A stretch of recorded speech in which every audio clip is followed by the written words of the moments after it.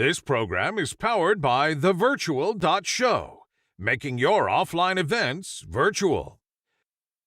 Ladies and gentlemen, the host of WEBIT Virtual, Dr. Plamen Russev. Welcome to WEBIT Virtual's favorite program to all startups and investors. We have the Founders Games Investors Demo Day and welcoming great startups and investors who will vet them, who will reflect on their presentations, will tell them what they think about it, help them become better, and hopefully even invest in them. How may I not like this one? And I'm very grateful to all of you who joined us. Currently, we have with us 3,500 people online. Thank you all for joining us and for being part of this pitch session. I'm always having fun asking the startup founders, when was the last time you have pitched in front of 3,500 people? And hopefully a lot of them, people who can help them. Because, you know, WEBIT is all about supporting innovation, supporting innovative ecosystems from all around the world and helping them excel, boosting the founders that were selected by our Founders Games jury, and of course, helping enterprise and investors get in contact with them and innovate through collaboration. That's the magical world. The world where collaboration makes the miracles that we are looking for. And it's a simple miracle, isn't it? Just to create the desirable future. With no further ado, I would like to say special thanks to the supporters of this particular program. See who they are. EIT Digital Challenge. Scale up your digital deep tech business. Win international growth prizes totaling 350,000 euros. Apply now. Apply now. This special opportunity is still active, and EIT Digital are looking for really great startups. I encourage all of you founders from all around the world watching this particular show, apply. There is the link, and you also have received an email from us with further instructions. So that's a wonderful opportunity, as it is being part of the Founders Games, the world's biggest startup challenge, with over 4,500 startups applying and $1 million award. Let's start. I have the pleasure of inviting our investors jury, and because they are doing great things in life, I would like them to be presented that way. So here is our first jury member. Fabio Lancellotti is a partner at Aster, a venture capital fund based in Paris with offices in London, San Francisco, and Tel Aviv. Fabio focuses on startups aiming at the transformation of large traditional sectors through software, digital, and deep tech. Welcome, Fabio. Thank you for joining. Hello, everybody. Yeah, thanks for inviting. Welcome to the Brand Innovation Week of WEBIT Virtual. This is a week where we discuss how brands are coping with the COVID-19 challenge. Obviously, hopefully this will not be forever topic. Obviously, we hope that we shall be having other topics, but thank you so much for being with us. And what is your expectation from today's show?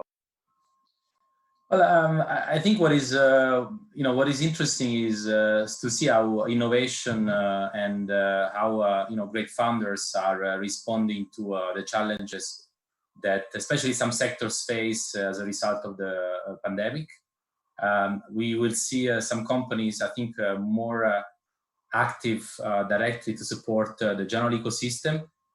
For some companies, their underlying business and their underlying the sectors they serve has been and will be heavily affected.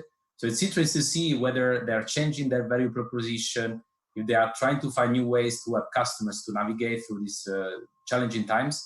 So I'm really waiting and expecting from founders to get inspiration around this topic. Thank you so much, Fabio. Normally, we have ladies first, but my team, predominantly of ladies, Let Fabio first in our studio. Let's see who is our next participant. Jenny Ruth Hrafnsdottir is a founding partner at Crowberry Capital, a Nordic venture fund based in Reykjavik. She has served on the board of numerous tech startups. Prior to becoming VC, she headed business development at BionX, a Boston-based health tech startup. Janie, welcome. Thanks, great to be with you. Thank you so much for accepting our information.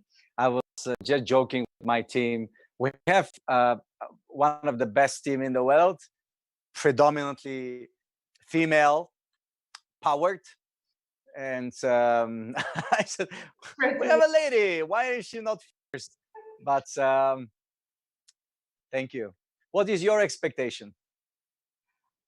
It's just great to be with you. I look forward to listening in on the pitches and hear what they're doing. It's very nice to see this pan-European approach, both on the investor side and also on the startup side. So yeah, I'm excited to hear the pitches. Thank you so much, Jenny.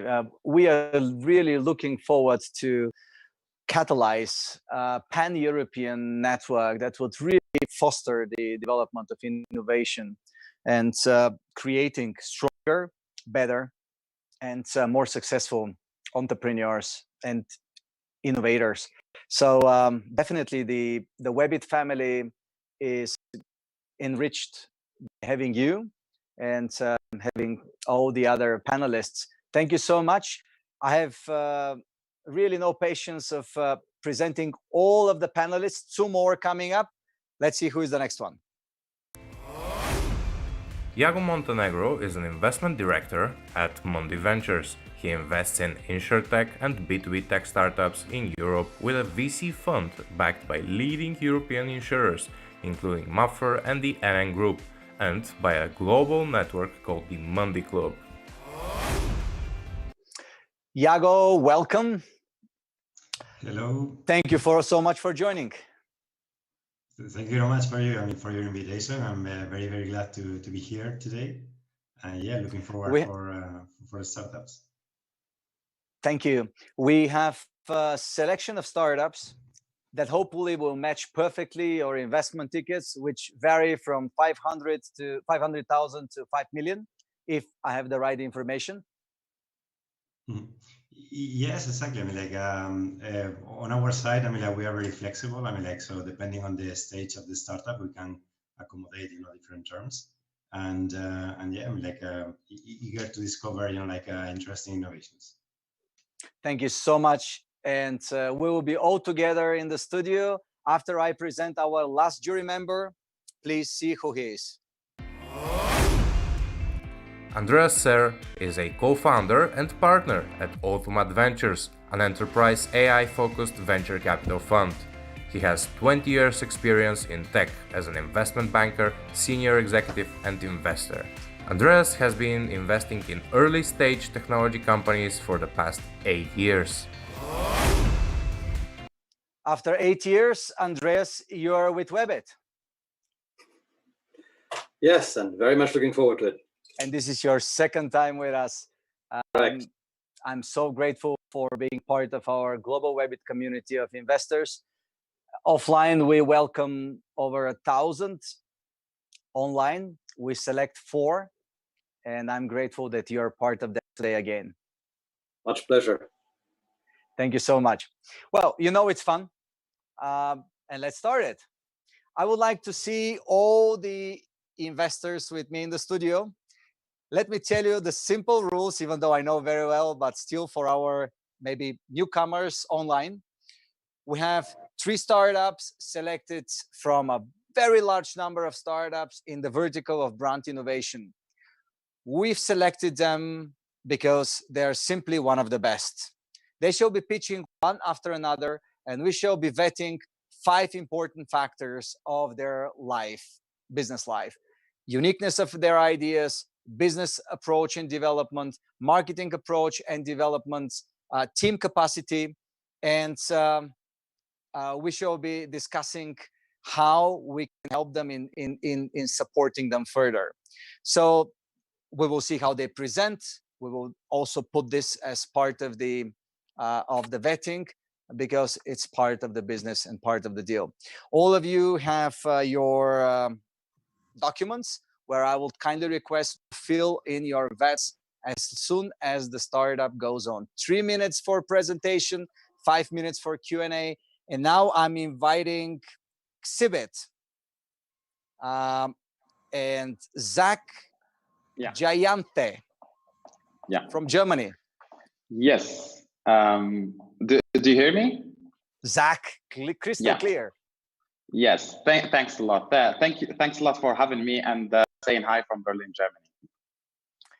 Thank you for joining, Zach. You know the rules. I will start the 3 minutes counting now. Perfect. So, hi. I cannot control. Wait. Oh yeah. Perfect. So hi, my name is Zakaria or Zach. I'm from co-founder and CEO of Xibit. What do you see in this image? In this image, you see a creative experience. But what is interesting to know is that this is an experience from LG introducing their new products. They use an experience because it's very engaging. It creates memories that stay with people for a long time. And also people do share a lot with their families and friends about this experience. Another example from L'Oreal, we know them for makeup and beauty. But here they decided that they are not introducing their products just using the traditional way. They are using an experience to introduce their products. Experience is the keyword here. They use virtual technology so that they create an experience that is at the same time engaging their customers, creating memories, and then also helping their customers or visitors share about that experience. L'Oreal and LG, they are just two brands among so many other brands that are today using experiences to connect with their customers. Joseph Pine, he wrote several years ago that after the commodities economy, the goods economy, the service economy, the next experience will be the experience economy. In fact, the experience economy is happening now. And if your brand or any brand is not using experiences to connect with their customers, they might be left behind very soon. The problem is that these experiences are still inaccessible for most brands for many reasons. Some of them, these experiences requires extra space. They are expensive and they take a lot of time to build, and they are not reusable. So if you build an experience for a certain space, then you cannot basically reuse it in another space. The good news is that we have implemented a solution for that. Not only you don't need to build anything, so you don't write any line of code, you don't build any structures, you can have the experience available in less than 1 minute, and then it can be used anywhere, anytime. How do we do that? We use a technology called mixed reality. And in this mixed reality experience, you can bring your 3D products, you can bring all kinds of branded content that you already have, videos, logos, any content that you already have. We have also implemented an integration with existing libraries, giving you access to art and images.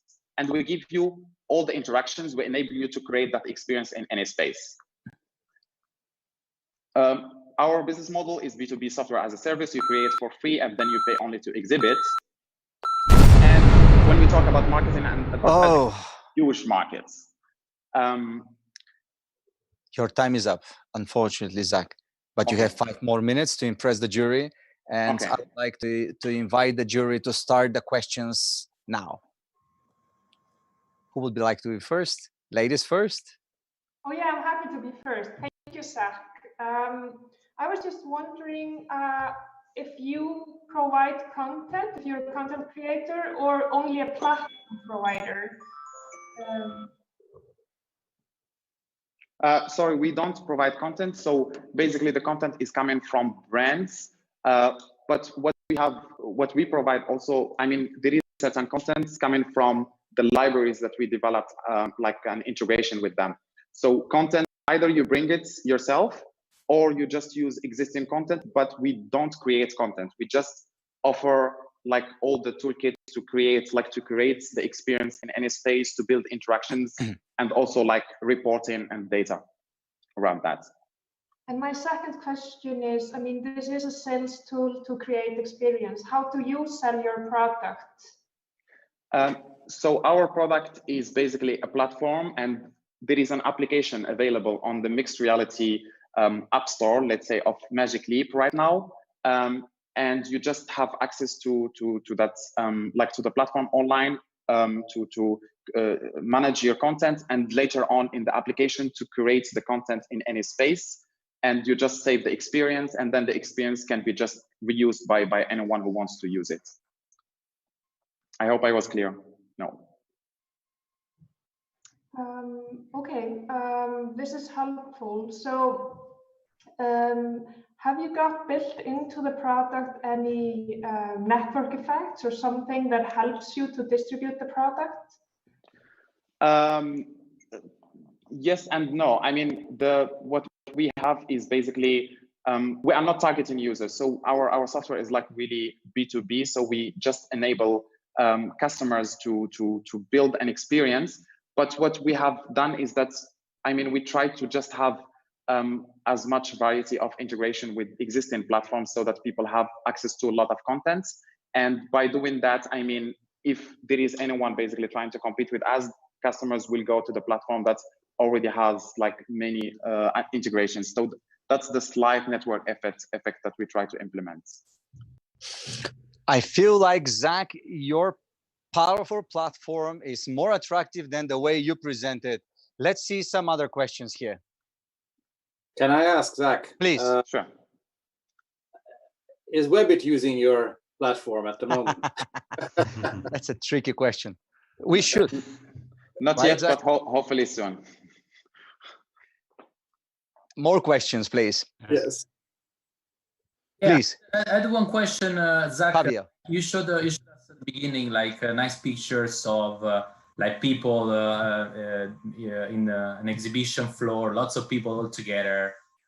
You know, we see you know, COVID, the crisis are kind of somehow pushing back for months, quarters, maybe years, like trade shows across industry. So how do you think your product can actually help to fill the vacuum that will happen actually, is happening actually, because people that cannot really meet together, cannot really see what's content creation, real life can actually show them. Yeah, so actually we do have customers, and we had to solve this problem very early on when the COVID was happening. And we have like two basically things that we have implemented to solve that, or like support our customers. The first one, like we just developed multiple hardware partnerships. We had our partnership with Magic Leap, which is in another slide later on, but we also tried to find other hardware partners. And this basically, our customers would just like book a hardware and then send it to the customer, and then they can have the customer experience in their own space, basically this experience. So that's the first one. And then the second one, adding a new feature basically in our software, where we enable multi-user, so that as a customer, you can be present in the experience while your customer is in the mixed reality experience. So you can talk to the customer, you can explain further through also avatars. So we have also implemented avatars. So these are the two things that we have implemented to deal with COVID. Okay, thank you. We have please go ahead, Yago. Just to let you know a little bit more information. I see here still hidden information, which I have it written here, but Zach is not sharing. So I'll leave it, Yago, to ask your question and see if you can reveal it. Yeah, no, actually, Zach, I mean, like, thank you for the presentation. My question is regarding usability, you know, how easy it is to actually get trained on the platform, and what is the typical use case? I mean, I guess that L'Oreal, you know, have their own marketing agencies. So what is your typical use case and user? Well, we have actually already 5 minutes and 30 seconds, so it will not be fair with compared to the other startups. Sorry, Yago, I misled you by mistake, but let's not break the rules. I will add that they've really done some quite interesting things. Recently, McKinsey, Techstars, and SAP put them as a rising star label. Very interesting startup. I think the startups are not really aware what is the meaning of having 5,400 people watching them. They are not enthusiastic enough. It's not like on the stage in front of 50 people and they feel the power and they say, yeah, here they're like, oh, it's a camera, yeah, the usual talk. And that's where the problem comes, and they should be prepared for this. So the Xibit has already raised $1 million. They were doing really great, but I have no right to do advertising for them, and I left them present themselves as all others. But let me tell you, if a company is selected to pitch on that big stage, there must be a very good reason for that. Let's try ourselves to search for the diamond, the hidden diamond, and help them. So let's have our second company pitching. The name is Scortex, and we look forward to welcome Aymeric on the stage. Aymeric, hello. Hi everyone. I'm very excited to be able to present to you what we do at Scortex, and very excited to be in front of 5,000 people. Now, just let me reset the timer and put a start. You're from France now? Are you in France? Yeah, I'm based in Paris. Okay, good luck. Thank you very much. So delivering on quality is essential for all manufacturing companies, but delivering high quality is still extremely costly. So quality management is still today a very manual process, and the most visible one is actually visual inspection. So operators like this spending 8 hours every day looking at thousands of products to find defects. And the ability to monitor and take actions quickly on the quality issues is what drives the profitability of manufacturers. So at Scortex, we enable manufacturers to digitize quality control, and our solution automates those visual inspection. Thanks to our deep learning technology, the solution can learn from operators to take the right quality decision. And further than that, our inspection station can provide real-time analytics on the quality of every single product coming out of a factory.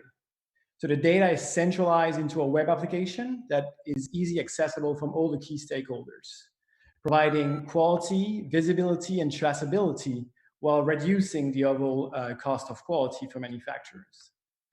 So for the past 4 years, we've been developing the right deep learning technology and has shown delivering the leading performance on complex inspection. We have developed a high performance edge platform that allows us to do real-time inspection and always match the production speed. And the full stack approach we have with edge device and cloud infrastructure enables us to provide a scalable and industrial grade data platform. So far, we've been working in the automotive space and FMCG markets and work with 8 large manufacturers.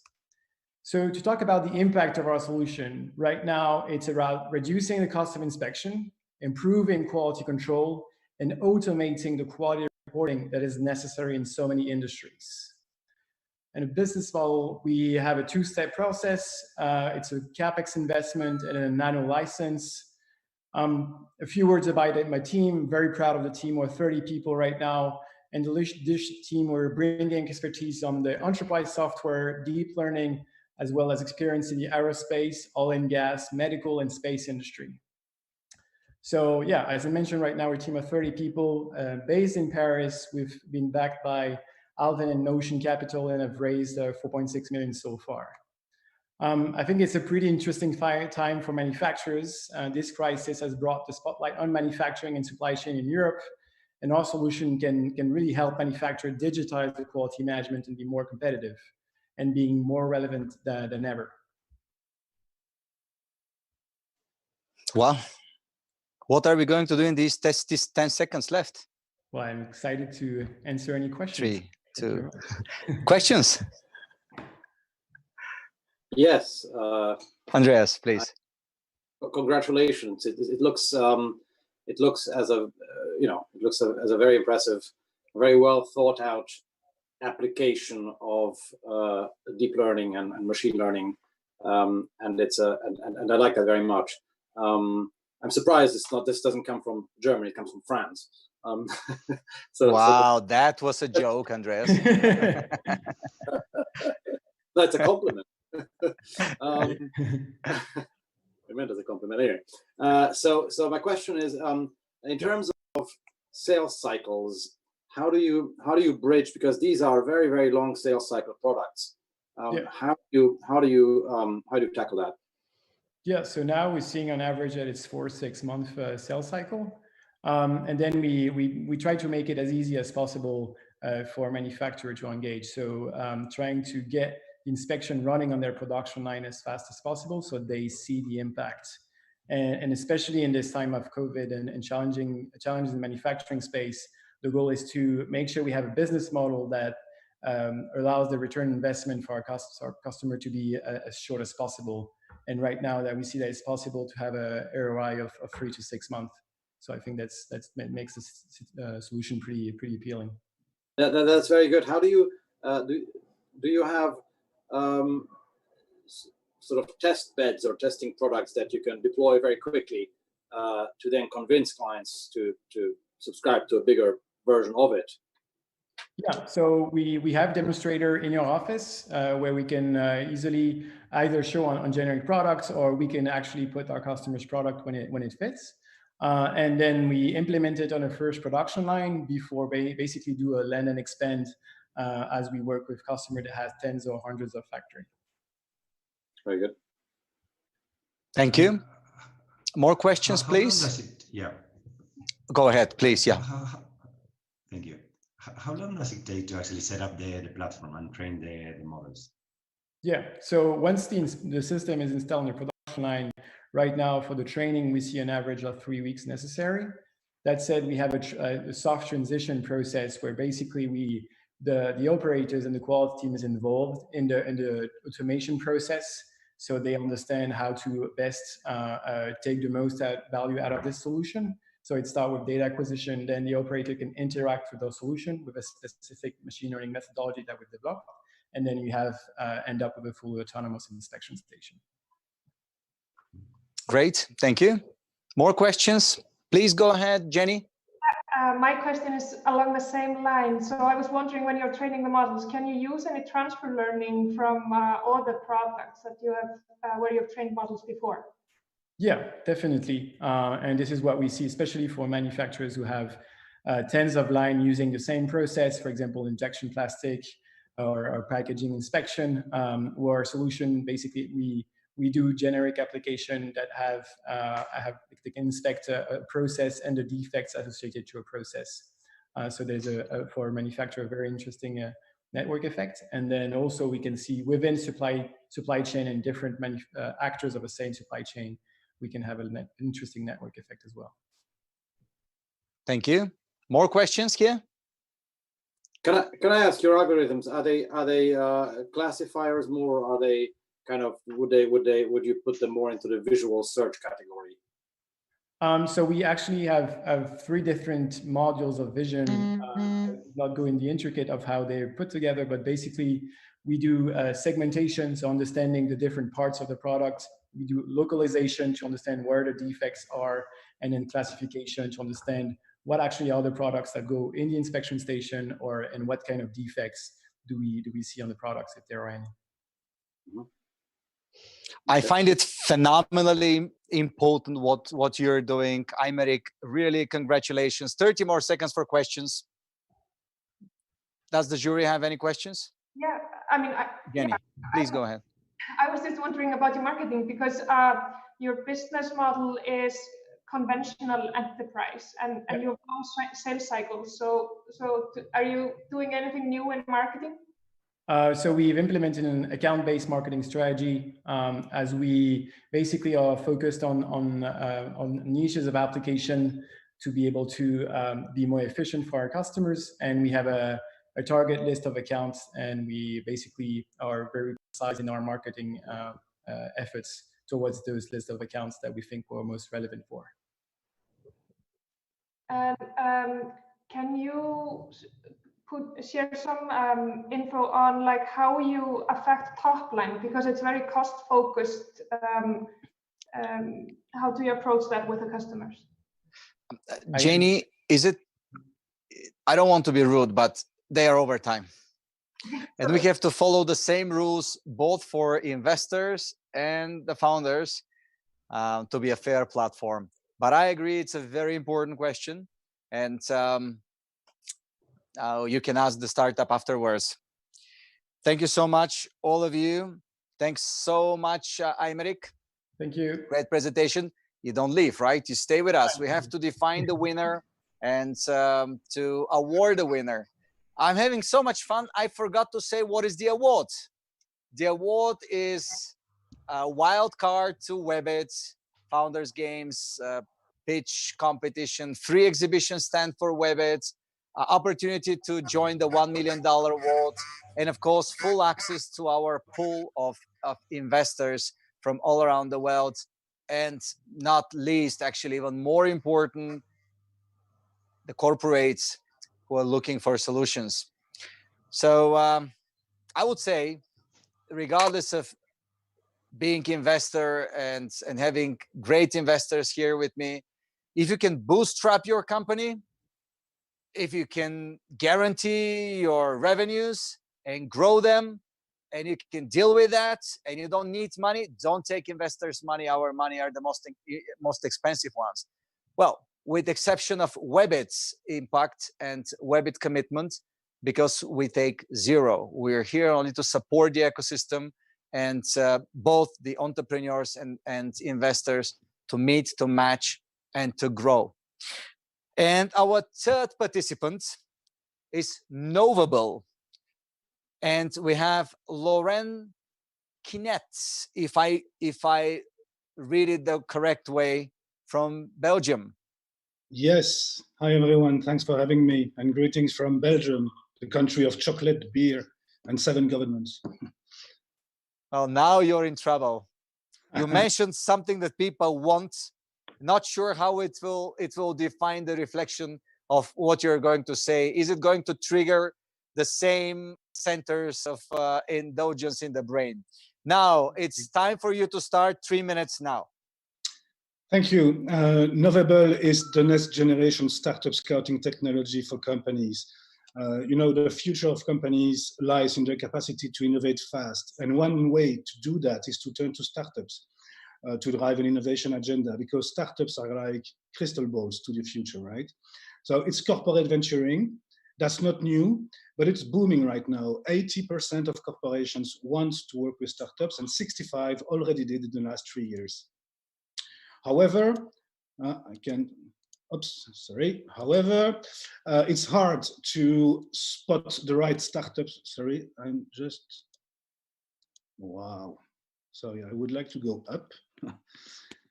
Yes, it's hard to spot the right startups to work with, to invest in, or to acquire. If you take startup databases like Crunchbase, for example, you have lots of financial data, but also lots of errors, because startups are evolving and dying fast, and very few information about the actual activity of startups. Yet corporates are not investment funds, and they need that kind of information first. And most of all, it's a one-size-fits-all solution. Your competitor will have the exact same results, but your company's DNA is unique.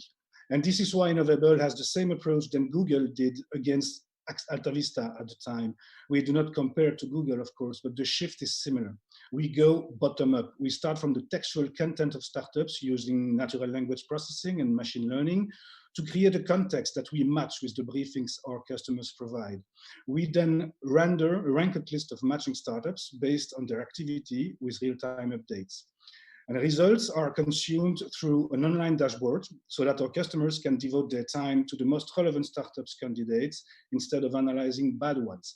Time saved, money saved, and deep digging for hidden nuggets, I'd say. Market is huge. In the 3 countries where we have customers, you have around 700,000 people working in a field of innovation. And in Europe, around 30,000 companies already worked with startups and could be using our technology. Of course, we are not alone in the field. There are a few similar initiatives, most of them being SaaS. We want to build personalized models that best fit with the strategic briefings. We do not offer venture tourism. We offer applied scouting using the latest AI tech. The key to our go-to-market is a partnership with organizations able to distribute the technology within their network. You have basically big consulting or law firms, investment banks, but also technology providers like deal flow software or data analytics companies. We are pretty confident that we will succeed. We have created, grown, and sold a couple of technology companies in the past 15 years, the last one being also active in data science, so we know how to do that. In conclusion, I can say that we sold the product before demand. Thank you.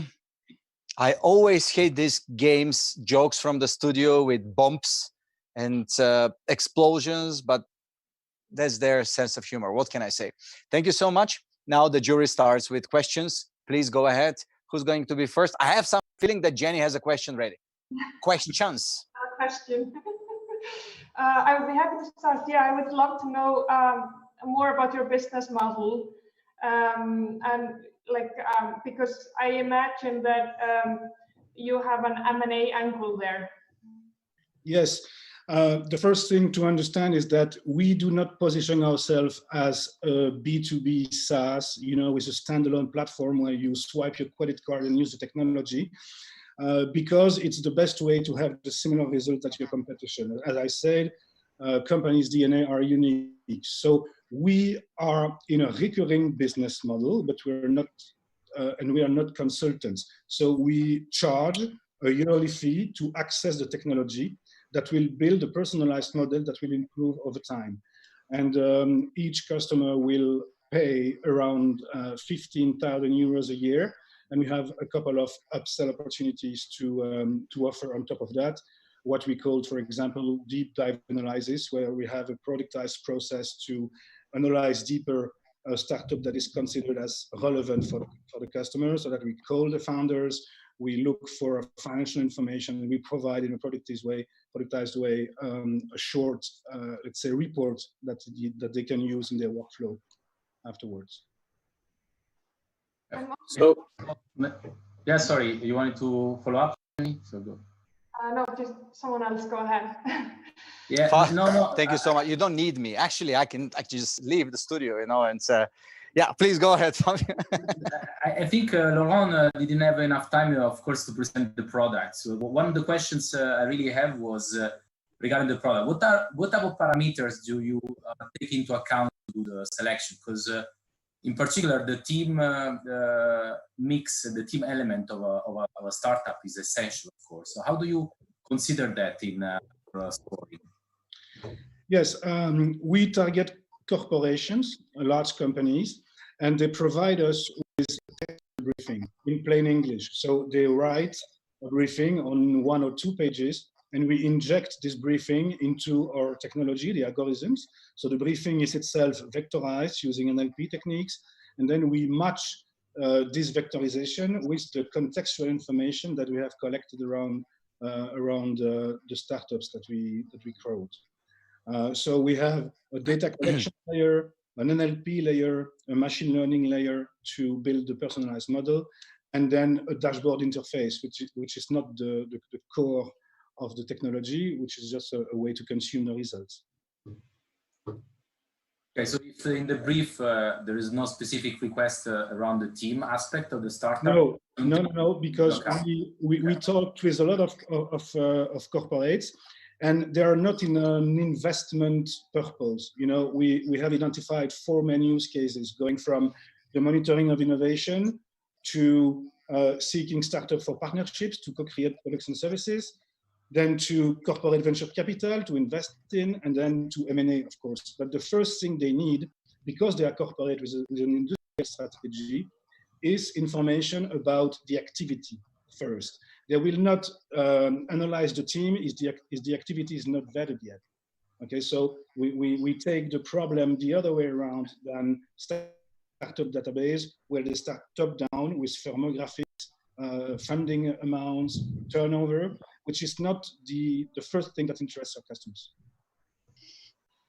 But on the later stage, we of course tackle the team aspects, but not in the first step. One more question, please. Do you provide sort of custom search services for your clients? And if you do so, how can you match basically the engine that's created for a huge throughput volume versus, you know, the other end that might be quite bespoke and quite hands-on? Well, basically, all the searches are custom and bespoke because they follow a briefing that we receive, and each briefing is by design unique. And the algorithms are designed to match the textual environment of the startup with the briefing. So going bottom up, we identify that this startup has that kind of activity, and it matches with the briefing. So we do not take care of silos and sectors, because algorithms do not care about sectors. So we have tested it in different environments, and it works with a very specific, detailed, accurate briefing, as well as with more broad scope, saying, okay, I'm interested in startup using that technology in that region. Merci beaucoup. Merci beaucoup, Laurent. It was good. It was great. Now let's go back to the studio. Let's do some serious talks. I would like to have Jenny alone in my studio, and let's see what she thinks about the 3 startups and her reflections on their presentation skills, on their uniqueness of ideas, scalability of the project, business approach, marketing approach, and of course, it's personal here. Which one is her favorite? Janie, what do you think? Yeah, I mean, my favorite. Should I just start with that? Dive right in there. Score. Yeah, if you don't want to squeeze their hearts, go ahead with the winner of your heart. But otherwise, you can go. I would love to hear your reflection. Your you can say the pros and the cons. Who did how? That's the most important part of this. We have 5,200 people watching. Okay, why they watch? Because we show a full scope of opportunities. We started with opportunity for brands to present themselves in a virtual space. We continued with something more specific, more product characteristic and product defined, and then we went to Novable, how corporates can innovate through collaboration. So they have very different approach, but I would love to hear your reflection as an investor. Yeah, happy to share that. I would say that all 3 projects, just to start on a very positive note, they're all very scalable. There's nothing there that really prevents them to easily scale these products. I would like to have seen more innovation in the business approach and marketing approach. Especially with Xibit and Scortex. I think Novable is maybe just a tiny bit ahead, but I think also they can do more with the business approach and the business model. The uniqueness of the ideas there, I scored Scortex at the top. I think that's the most unique project here, and the team capability also struck me as at the top. I really liked the pitch. It was well delivered. The whole presentation was very clear, and I mean, I will give that also to the other 2 teams. The material that they presented was very clear, but Scortex, I ranked them at the top. Thank you so much, Janie. Thank you so much for being honest and open. Again, for all other investors that are joining me now in the studio one by one, please be very direct. This is not a beauty contest. It's very important to these founders to hear everything. Fabio, Fabio, please join me in the studio, and let's have your thoughts. Yeah, so I'm a little bit biased because I know Scortex quite well.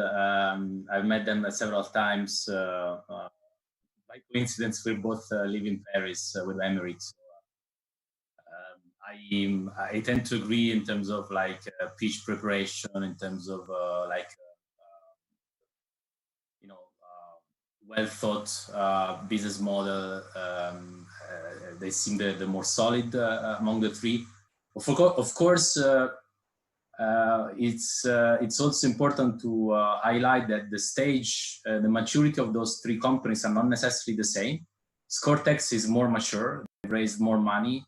It's a bigger team. I think they've honed much more their, let's say, the challenge that any startup has in pitch in front of investors. They're more prepared.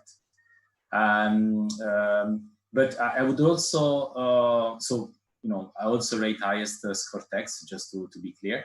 But in terms of like also some points maybe to reflect. Do you have vested interest in Scortex? Just for no, I don't. Right. No. I would have disclosed that, of course. I did not invest, and I'm not planning. Yeah, my team also tells me no, but I just want to make sure for no. But, for the viewers. Yeah, fair enough. No, it's thanks for asking, and Emery can confirm. Also, is also the sector that you know, I know the most, so I know how challenged is also to scale for Scortex. Not all what seems gold is shiny, of course. But I think they have a strong team that then, you know, I think they're also sitting on a great opportunity thanks to COVID. To some extent, some of their customers will need to accelerate their digitization, the digital transformation. So I think that's an opportunity for them.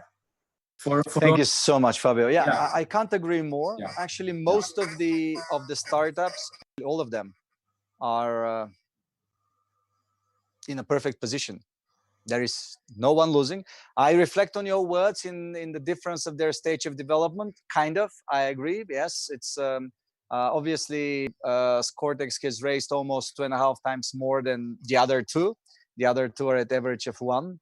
So that's true. But I still believe they're comparable. But yeah, of course, the experience always helps. So next in our studio, let's have Yago. Yago, join me in the studio, please, and let me know your reflections. Yeah, so from these short presentations, I will have to say that on my view, I mean, not having previous experience with the companies, I mean, they rank very equally. I think both, I mean, like the three segments are very competitive. I have seen startups, you know, like playing all of the three. But as well, I mean, just because of the how recurring, you know, the revenues are once you actually enter into factories and actually are able to employ, to implement and develop your solution. I would have to say as well that Scortex, you know, like is probably stands, you know, like on a better footing. But as I said, I mean, like the ideas, I mean, like I mean, just to take as well on the uniqueness. I mean, like I wouldn't say that any of them, you know, like could be categorized as unique. I have my concerns as well with Xibit, just because it's as well a very competitive segment. I mean, the market of experiences is as well not very recurring. I mean, like people get kind of tired of experiences and they actually want to kind of get I mean, new products, you know, new innovations. So it's very difficult actually to achieve high recurrency there. And on Novable, you know, is as well a competitive segment. I mean, like very useful. I feel like corporates. I feel like the idea is key, you know, and is very well thought. I mean, like corporations, you know, require innovation, and startups is the way to actually to get it. But actually to stand out, you know, from the competition and to actually create a place for your platform is a very difficult road. So yeah, so that's why out of the three, I think Scortex, I mean, just because of this land and expand strategy, they have, at least, I mean, from this limited perspective, they have a better chance. Thank you so much, Yago. No one says anything negative about the way the startups presented, the way their business is run. Obviously, today you're all in a good mood, which is great, but I believe it's helpful for the founders to hear also some areas where they could improve and could become better. So don't be shy. I think it's more than needed. So obviously now I'm looking forward to hear Andreas. Okay, well let me let me give you give some straightforward feedback. Actually, let's do it, Xibit, Andreas. Xibit, I'm a little bit like you also said already, Plamen. I thought they undersold themselves because I didn't really understood the product really well. I agree with you. So it just, in terms of the pitch, I think you need to explain a bit better what the hell you're actually doing. And experience is fine, but in a bit more detail, but concise. And I think that's feasible. Coming to Scortex, I mean, I think in terms of a pitching competition here, I would say that they are the winners. But that said, of course, like it was said before, they're not really comparable to the other ones that much. So I think Scortex, the one thing that I've seen in enterprise sales at the moment, and digitization be damned, is a lot longer sales cycles than one thinks. So 4 to 6 months sales cycle, like Americ, you said, I think, if you can really achieve that, that would be amazing. That would be truly amazing. From first contact to having, first payments by the company. So I think while the product is great, and I'm sure, I haven't looked into competition, but it's something that will, this type of ML application will also be used in other by others. I think it would be a very nice target eventually for somebody to acquire you guys, and I think it's a prime enterprise example. Finally, Novable, I think I would like to try it. That's what I would like most to do. But not for free, right? Not for free. We can see. I can understand the business model better if we. Definitely happy to introduce all of you as we always do. Yeah. So, please, sorry, I interrupted you. Not at all. I mean, like I said, I think Novable is an interesting take on data. There are tons of data guys, and there's more of them now than there have been 10 years ago. And so, and you've pitched yourself well into this sort of corporate innovation angle. Of course, it would be useful for VCs as well. Of course, it would be useful for banks as well, consultancies, etc. So it's not just the corporate venture arms that would be interested in this. So I think that's what I would broaden the focus, I think, or the market as such, because there's a lot of competition out there. Thank you so much, Andreas.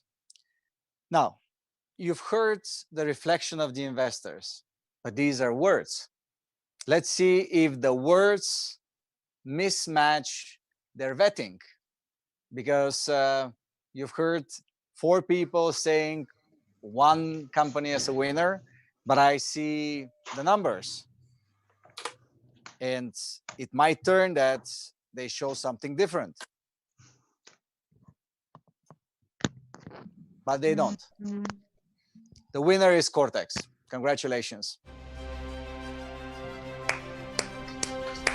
All right, so here we should have more applauses, and we should work a little bit more on the virtualization of this. So congratulations, Cortex. Congratulations, Aymeric. Thank you very much. Pretty excited by this. Yes, well done. You must be very proud. We are all together now at this final stage of this show, and I would like to congratulate the winner, but I would like to congratulate all participants again, Zach and Lohan, and you're doing some great stuff. That's why you are here. That's why you had these almost 5,000 people watching you live. And that's why, hopefully, you will be even more successful after this and further being part of our extended WEBIT family. Congratulations again for what you're doing. And you have the support of WEBIT, our global community, and we're here to help, as we've been doing for the past 12 years. I always say that if WEBIT was an acceleration program, we would have been the most successful acceleration program in the world ever. For the past 12 years, we follow our selected companies and their success rate, when I say success rate, I mean survival rate, is above 67% for 12 years. So it means we know how to select the winners, and we select the winners. That's why we have so many investors around us and corporates that we work with to support them to innovate their businesses. I am very grateful to all of you. Great show. Janie, thank you for the passionate questions. Andreas and Yago. Yago is always a little bit back off, but he always asks the right questions. And of course, Fabio, all of you, thank you so much for being with us. Congratulations to the winner and congratulations to the other startups. I would like to announce now our next two events this week. Tomorrow, we are having a special leading media forum. We have great participants from the media world reflecting on brand innovation. We shall be hearing where the brands are heading, how brands are coping with COVID. We'll be hearing stories. I can't wait for tomorrow's edition because we are having really top journalists from Forbes, from USA Today, and from, I don't see, it's too small for me. Anyway, you will see them on the large screen. And coming up next, we have Guy Kawasaki, and we have also dear friend and a great professional, Vivek Bapat, Senior Vice President Communication and Marketing from SAP. Joining us together with Karen from Inc. Magazine. We have Karen from Inc. Magazine joining us tomorrow and the day after, and she will be moderating and asking questions, representing you, the audience, with #WebBit. You can start asking your questions from now to the media panel tomorrow, to the leading media forum, and to Guy Kawasaki and Vivek Bapak. Wow, and we are on time. I have 3 more minutes until the end of the show. I will go for a rest and drink of water. And thank you so much for joining us today. And looking forward to have you tomorrow, the same time, starting 8 a.m. San Francisco, ending up very late at night in China and further. Thank you so much. See you tomorrow. Thank you.